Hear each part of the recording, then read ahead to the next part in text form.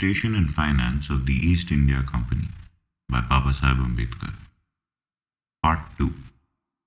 In this chapter, we have more particularly to deal with the East India Company as a political sovereign and the finances without dilating upon its development from a commercial concern into a political sovereign. There is nothing strange in the fact that the East India Company succeeded in establishing its suzerainty over India, as might have been seen from our past discussion.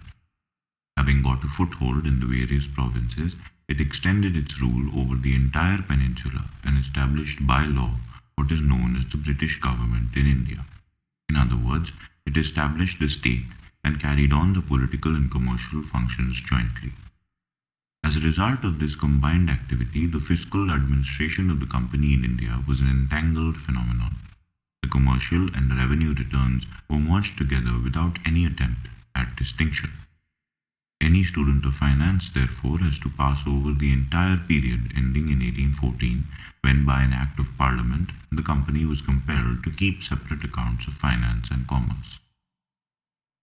With this caution, we will now turn to the heads of revenue. 1. The land revenue. In spite of the early industrialization in parts of India, the country as a whole may be classed as an agricultural country, and land, today as in former times, furnished the state with a major part of its revenue.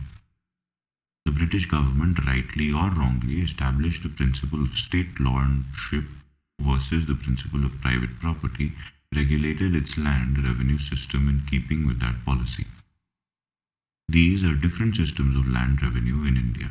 It may be well to describe them in the words of parliamentary blue books. 1. The Zamindari settlement of Cornwallis. The most obvious feature of advantage in this system is the facility of collection, as it is a much more simple thing to obtain the revenue of a large district from a certain moderate number of Zamindars or contributors than it is to perform the collection in details by the officers of the government themselves. And another advantage, undoubtedly, is a greater degree of certainty in the results of 1831, p. 3339. This system of land tenure arose thus. When the East India Company came into possession of the revenues of the Devani of Bengals, Bihar and Orissa, they found the land revenue collected through the mediation of officers, subedars, under the Mohammedan government, who had charge of districts sometimes of more, sometimes of less extent, with various titles, such as Zamindars and Talukdars, and who paid the revenue into the treasury in one sum, for which they were found managing considerable districts whose obligations consisted in paying a certain annual amount to the government. Many of them held their districts or estates under this condition hereditary. 2 of 1831 C 3114, 3115 and 3215. On the East India Company becoming possessed of the Bengal territory, great abuses were found to prevail, and to be practiced by the different sorts of people employed in the collection of the revenue. The detail of the business was so great that it frightened Lord Cornwallis and the government of the day, and they conceived that no better method for the protection of the rights of small cultivators would be invented than to create a species of landlords from whom they expected much benefit to arise. The ground upon which they principally went with this was those Zamindars, having a permanent interest in the land assigned to them, would have an interest in the prosperity of the rights. In the same manner as a landlord in England feels an interest in the prosperity of his tenants.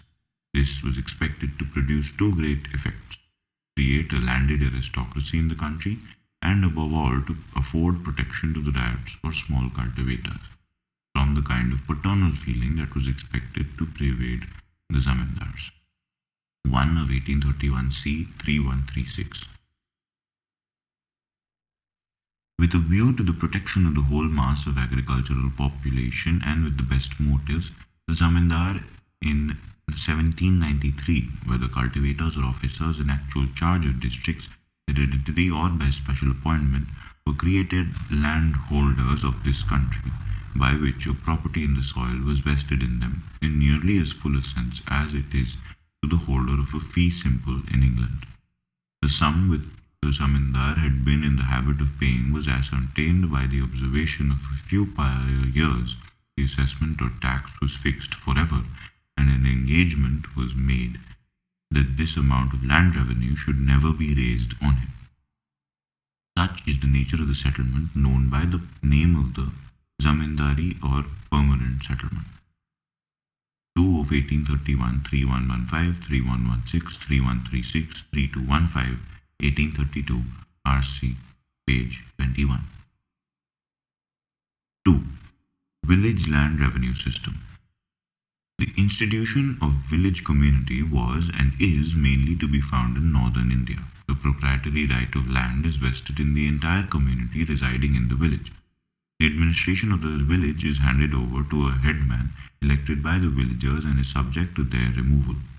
Under this system, the lands are let out to men sometimes in the same village, sometimes in the neighboring village, while certain portions and certain rights are possessed by the different craftsmen or artisans of the village, such as the schoolmaster, washerman, barber, carpenter, blacksmith, watchman, accountant, etc., who have each a right to a certain portion set aside for certain recognized expenses of the village and for defraying its hospitality towards strangers.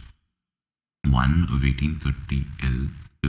398, 399, 405, 406, and 529.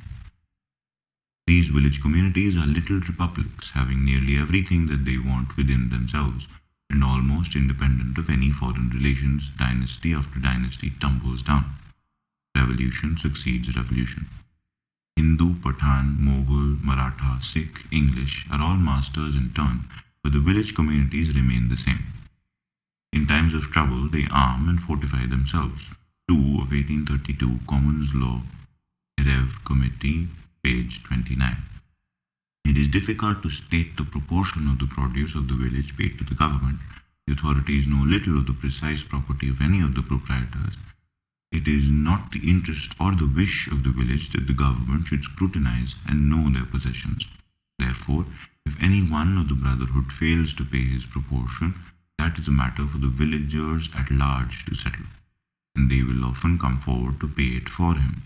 But these are all private arrangements kept to themselves, and the Mokkidam has no power from the government to enforce this assessment. What each man in the village has to pay is an internal arrangement which is desirable for the government not to interfere in. The villagers settling amongst themselves what each has to pay, the total assessment being calculated after enquiry into the state of prosperity in the village, what it has hitherto paid, what it is capable of paying, the state of the village lands, and what assessment they ought to bear with reference to the produce. 3 of 1830 L. 401, 402, 404, 528, 583, and 584. Surveys of considerable expense have been made by the government. A minute account taken of the state of the land in each village, the fields examined in the presence of surveying officers with all the assistance they can procure, not only from their own servants but from the village communities, the people themselves interested, and also the rats and people of the communities and neighboring villages who are invited to attend.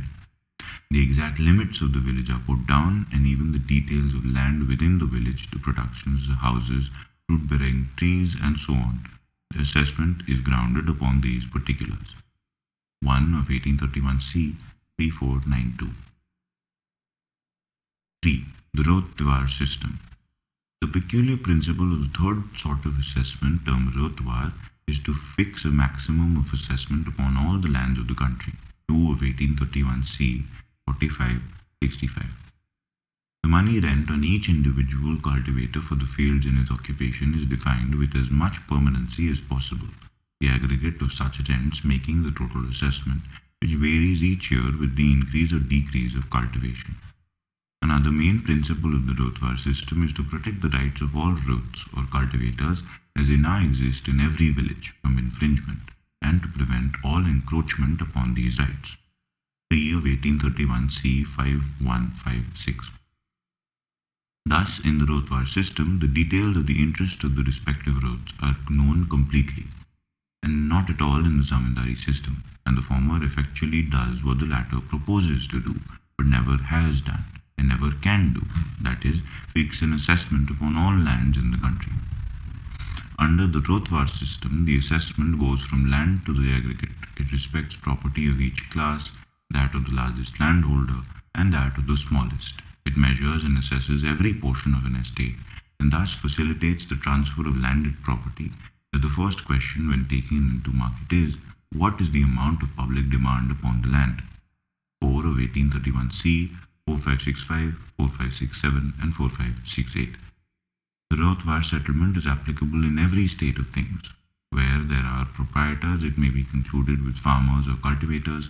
It may be equally made for the largest or for the smallest quantity of land, for millions of acres, or for only a few.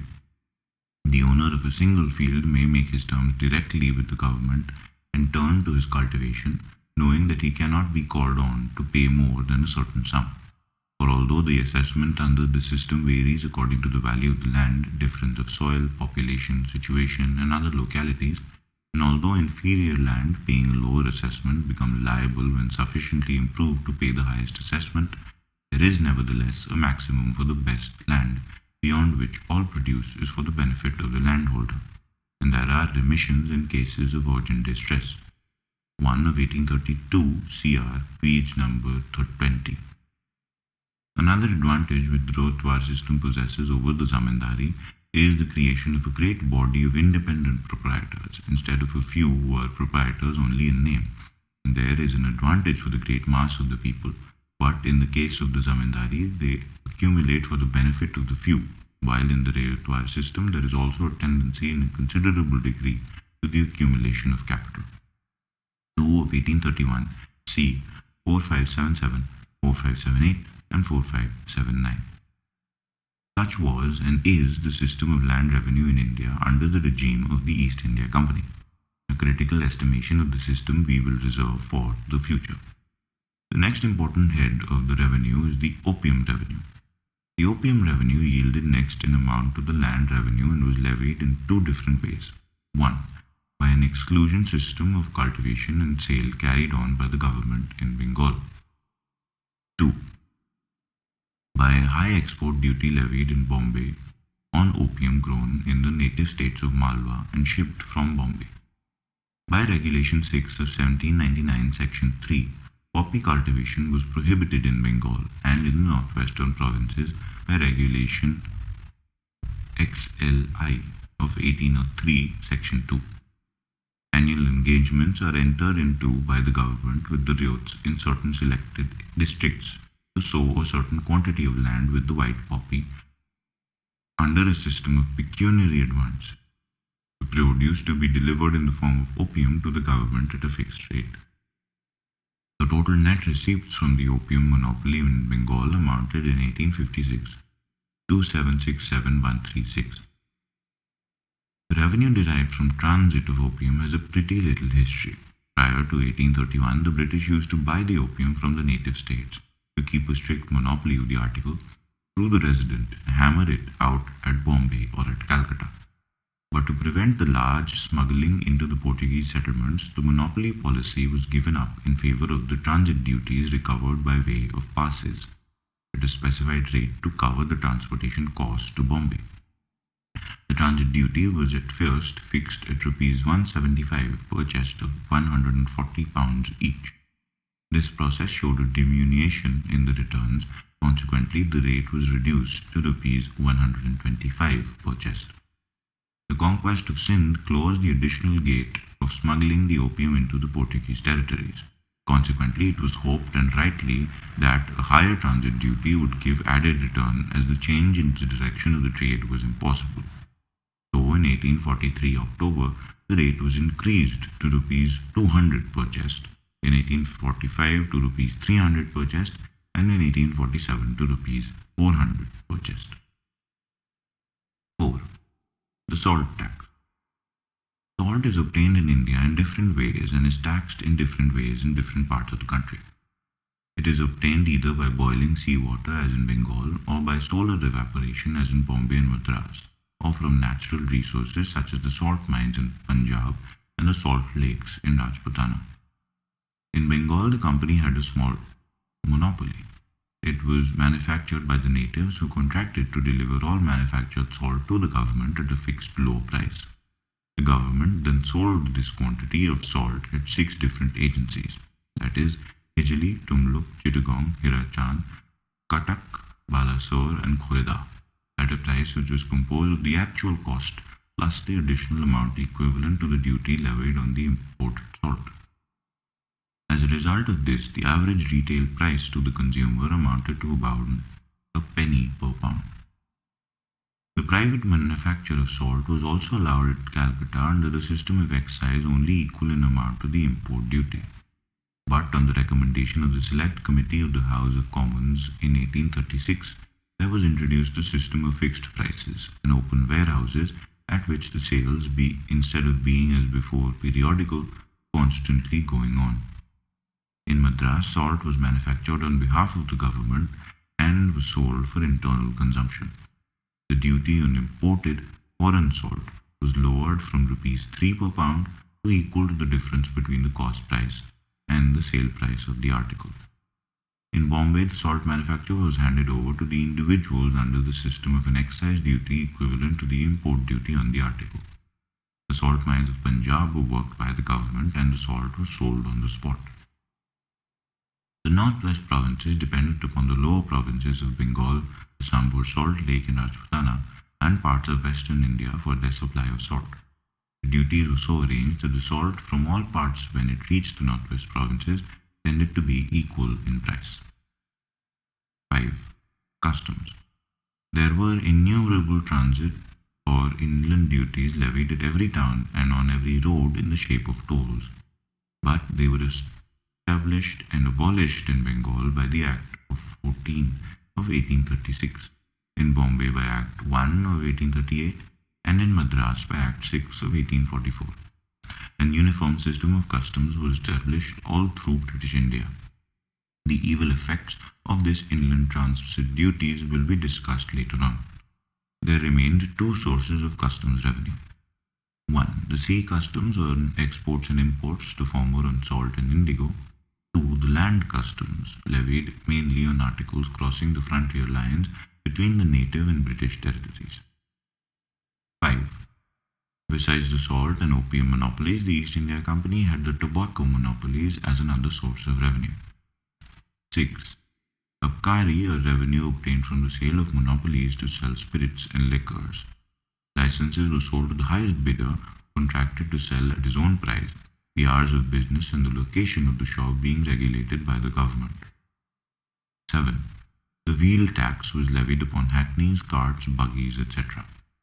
8. The sale duty was a collective name for unclassified taxes. In different parts of the country, it included different taxes. Once, it included the irregular collections made by native revenue officers. In Madras, it included the transit duties. In Bengal, the pilgrim tax was included under this head. In the Deccan, this source of revenue was divided into two great heads. The first, denominated Muhturfa, which embraces taxes on shops, trades, etc. The other, Baluta, which comprehended taxes upon the fees in kind received by the village artisans from the cultivators and upon their inam, rent-free lands when they hold them. In one instance, the percentage upon bad coins was found to be included under the head sale. 9. The judicial fees were realized in the form of stamps requisite in cases of different amounts in order to defray legal charges. The value of stamps varied with the amount of the suit. Suits ranging up to rupees 16. The stamps amounted to rupees 1. From rupees 16 to rupees 32 was rupees 2. From rupees 32 to 64 was 4. From 64 to 150 was 8. From 150 to 300 was 16. From 300 to 832. From 800 to 1650. From 1600 to 3100. From 5000 to 10,000, 250. From 10,000 to 25,000, 500. 25,000 to 50,000, 750. 50,000 to 100,000 or 1 lakh, 1,000. 1 lakh and above, 2,000. Besides this, the exhibits filed, summons, answers, replications, rejoinders, supplemental pleadings, the authorization to a lawyer to plead, sanad, are required to be stamped the stamp only varying according to the status of the court. 10. The stamp duties, first established in Bengal in 1797, were incumbent on all instruments such as contracts, deeds, conveniences, leases, powers of attorney, policies of insurance, promissory notes, receipts, bail, bonds, and legal proceedings, generally bills of exchange under Rupees 25 and receipts under 50 were being exempted. In Madras, stamp paper was first introduced in 1808, chiefly on legal proceedings, and in 1816 the duties were extended to bonds, deeds, leases, mortgages, bills of exchange, and receipts. In Bombay, the tax was first introduced in 1815. The English mode of distributing stamps was adopted in India. The stamp vendors receive their supply from the collector. The vendors give security for the stamps and distribute them to the parties by whom they are required, receiving a percentage on the sales. 11. The mint revenue was collected in the shape of a seigniorage or coining of 2% on the produce, after allowing for the difference of standard and deducting the charges of refining when such were chargeable. 12. The marine revenue was discovered by means of the port and anchorage dues, etc., in order to keep up the useful establishments at Bengal, Calcutta, Madras, and Bombay. 13. Subsidies from the native states payable under treaty obligations amounting to about £500,000. These were the 13 sources of revenue under the East India Company, many of which continue to be so even today. The end.